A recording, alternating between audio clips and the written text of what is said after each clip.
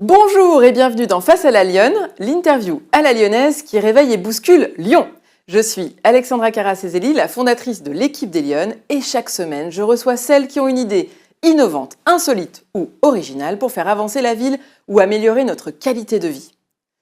Et si l'inclusion devenait un vrai levier de performance économique? C'est le pari de Sophie Noël, la fondatrice du Cercle des Inclusifs au sein d'Arkea Banque, entreprise et institutionnelle, une initiative qui fédère collaborateurs et partenaires autour d'un objectif clair, faire de la diversité une force pour l'entreprise et pour le territoire. Sophie est avec nous aujourd'hui pour en parler. Bonjour Sophie. Bonjour Alexandra. Alors bienvenue dans Face à la Lyonne. Vous savez que dans cette émission, on aime bien mettre en valeur les femmes qui portent des projets qui ont vocation un petit peu à changer les choses, à changer la donne. Alors vous avez 90 secondes pour nous convaincre dans le pitch rugissant que votre projet transforme les choses. C'est à vous Sophie. Merci Alexandra, merci pour la pression. Et tu as presque tout dit dans l'introduction. Effectivement, chez Arkea Banque, entreprise institutionnelle, on aime accompagner nos clients, nos parties prenantes, tous les acteurs économiques, privés, publics, à la transformation sociale et sociétale de leur entreprise. Et c'est ce qu'on a fait à travers le Cercle des Inclusifs. Comment? Tout simplement en mettant à disposition des collaborateurs au-delà de l'entreprise, auprès de l'ensemble des acteurs économiques, publics et privés, pour effectivement échanger sur les enjeux de l'inclusion. Tu l'as dit, c'est un véritable levier de performance à la fois pour les entreprises et donc de vitalité pour les territoires. Et comment on l'a fait? En venant avec des ateliers qui ont été conçus chez nous, en interne, éprouvés, et que l'on vient partager tout simplement avec nos collaborateurs, en partageant avec bonne humeur, beaucoup d'humilité sur nos enjeux, nos expériences, nos vécus et nos savoirs. Alors Sophie, ce cercle des inclusifs, est-ce que déjà on peut rappeler ce que ça veut dire, l'inclusivité? Alors l'inclusivité ou l'inclusion, parce que ce n'est pas tout à fait la même chose. D'accord. Et bien tout simplement, l'inclusion, c'est faire ensemble, tout simplement. Se réjouir des talents, célébrer la diversité et faire les choses ensemble. Donc concrètement, mais c'est une innovation, ce cercle des inclusifs. C'est une innovation que vous avez voulu implanter sur le territoire. Ça n'existe pas au niveau national? Alors, ça n'existe pas au niveau national, ça n'existe pas au niveau du monde bancaire. On est les premiers à avoir fait cette solution innovante et tout est parti effectivement de Lyon. Donc, on voit auprès des entreprises quelles sont leurs attentes, leurs besoins. En fonction de la maturité de l'entreprise, on va être une piqûre de rappel parce qu'ils auront déjà un dispositif bien établi auprès de leur RH ou si tu veux, sur leur politique ESG, sur ces thématiques-là. Ou alors, ça va être une prise de conscience, tout simplement, pour aller plus loin, et peut-être là avec des professionnels. Donc on vient avec des ateliers, on a plusieurs ateliers sur les stéréotypes, les biais inconscients, l'assertivité, le culot, tiens, comme outil de progression de carrière, à la fois pour les collaborateurs, mais aussi pour les comités de direction. Et puis, on vient partager un bon moment ensemble. Et alors, comment ça marche très concrètement? Les entreprises, elles font appel à vous, elles vous contactent? Absolument, à travers nos équipes sur le terrain, les entreprises qui le souhaitent nous contactent et nous, tout simplement, on vient chez eux, on partage un petit peu, on choisit la thématique, c'est un peu du sur-mesure et on vient partager, en général, c'est 2 heures et puis ça se prolonge par des déjeuners, ça se prolonge après parce que la parole se libère. C'est tout simple, ce sont des collaborateurs qui viennent parler à d'autres collaborateurs. Donc c'est un peu une démarche qui s'initie et l'idée c'est peut-être de planter des graines et qu'après ça fonctionne tout seul? Absolument, c'est de donner l'impulsion, voilà, donner l'impulsion, donner l'envie. Et puis je trouve qu'une société une entreprise qui est en phase avec la société est une entreprise de toute façon qui va être performante et qui va rendre la vitalité sur le territoire. Donc c'est juste un sujet très important pour avoir une société plus juste et durable. Aujourd'hui, ces premiers bilans, ça concerne combien de personnes? Le premier bilan, parce que dans la banque, on aime les chiffres, oui, bien en évidemment. plus. Donc, je vais te donner quelques chiffres dont on est effectivement très fiers. Déjà, c'est plus de 35 collaborateurs répartis sur l'ensemble du territoire national. Donc, en plus, tu vois, c'est très, très chouette parce que l'entreprise met à disposition ses collaborateurs auprès des organisations.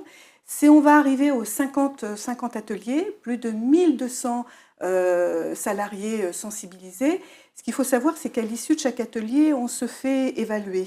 Parce que tu le sais, qui ne se note pas ne progresse pas et on a besoin des autres pour grandir. Et donc c'est comme ça. On a aussi un taux de satisfaction de 95% et un taux de recommandation de 98%. Alors je te donne ces chiffres, ça fait un peu poutine. Tu me dis, mais attends, on flirte avec les 100%. C'est pas parce qu'on est les meilleurs de la classe, pas du tout. Il y a des choses magnifiques qui se font. C'est la démarche qui est différenciante. Cette démarche de collaborateurs, toi, moi, qui allons auprès des entreprises partager nos expériences, nos vécus, nos pratiques, en s'adossant sur des ateliers bien construits. Alors Sophie, on va essayer d'apprendre un petit peu mieux à vous connaître, c'est le portrait de l'émission. Vous, j'ose vous poser la question, mais vous êtes plutôt en mode chaton ou en mode lionne dans la vie? Alors je dirais pourquoi choisir? Moi, ça va te dire selon les circonstances et selon les humeurs. Quel que soit le mode chaton, lion, de toute façon, je ne lâche rien. Et quel est votre parcours de fenote alors? Alors mon parcours, c'est un parcours de femme engagée, de terrain, de réseau, toujours dans la banque, mais avec différents métiers, beaucoup de mobilité fonctionnelle et organisationnelle, de la promotion immobilière à l'e-commerce, en passant par le paiement. Et puis là, plus récemment, sur l'inclusion, où en osant, avec beaucoup d'optimisme, beaucoup d'audace, je prends un grand, grand plaisir. Alors on l'a dit, ce projet, vous l'avez lancé depuis Lyon. Quel est votre rapport à la ville de Lyon? Quelle lyonnaise êtes-vous? Alors, une lyonnaise excessivement engagée. Moi, je suis lyonnaise depuis 20 ans, depuis 2026. Et je te dirais, c'est ma ville de cœur. 2006, du coup, 2006. 2006, pardon, pour une banquière. Lapsus. Tant pis, pour une banquière, je calcule bien, on le voit. Donc 2006, et c'est ma ville de cœur. C'est la ville que j'ai choisie, après beaucoup de mobilité, de poser mes valises, tant pour le plan personnel que pour le plan professionnel. Et puis c'est surtout, comment dire, c'est viscéral à travers la gastronomie, l'architecture, la culture, pour tous les gens qui composent cette ville. Donc c'est chez moi maintenant. Bon, là, le message est bien passé. Alors justement, on va passer à la rubrique Mâchon ou praline. Qu'est-ce que vous avez envie de partager avec nos téléspectateurs aujourd'hui? Mâchon, c'est le truc qui pique en ce moment, ou alors praline, c'est le truc qui cartonne et qu'il ne faut pas rater. Qu'est-ce que vous nous partagez? Alors, j'avais envie de dire, mais comme on enregistre aujourd'hui, moi je suis aussi une femme de la mer, donc on a un rendez-vous automnal qui se passe sur la 11e fête des écaillés. Ouais. Bon, c'était il y a quelques jours, c'est un moment formidable, parce que d'abord ça met en valeur une filière Ouais. complètement lyonnaise, les écaillés. On en a une vingtaine sur Lyon, donc allez-y, c'est le moment. Moi j'adore les coquillages, les huîtres, les moules, donc c'est un rendez-vous formidable. Mais pour rester dans cette thématique d'inclusion, du faire ensemble, j'avais envie de partager aussi quelque chose qui est formidable sur Lyon et que je ne retrouve pas tout à fait. C'est cette offre d'économie circulaire, de seconde main. On a eu récemment la braderie, mais plus que ça, on a beaucoup de petites boutiques d'organisation sur la seconde main. Et c'est génial, moi j'y contribue en vendant et en achetant. J'étais un peu initiée par mes filles, pour le dire, parce que ça c'est très chouette pour les jeunes et pour les moins jeunes. Donc allons-y, c'est génial cette économie circulaire. Très bien, Sophie, bien noté pour l'économie circulaire. Maintenant, on va passer à votre coup de griffe de la semaine. C'est un peu votre carte blanche. Qu'est-ce qui, selon vous, Sophie, peut être modifié ou doit être modifié, transformé, changé à l'échelle de notre ville, de notre territoire plus globalement ou au niveau national? Quel est votre coup de griffe cette semaine? Alors merci pour cette possibilité de prise de parole, parce qu'on le voit bien en ce moment, on est un peu dans une zone de turbulence, que ce soit au niveau local, régional, national, je ne parle pas de même international, avec les vents de l'Ouest qui remettent un petit peu en cause nos valeurs démocratiques, humaines. Donc, stop. Je dis, ça c'est un peu mon combat.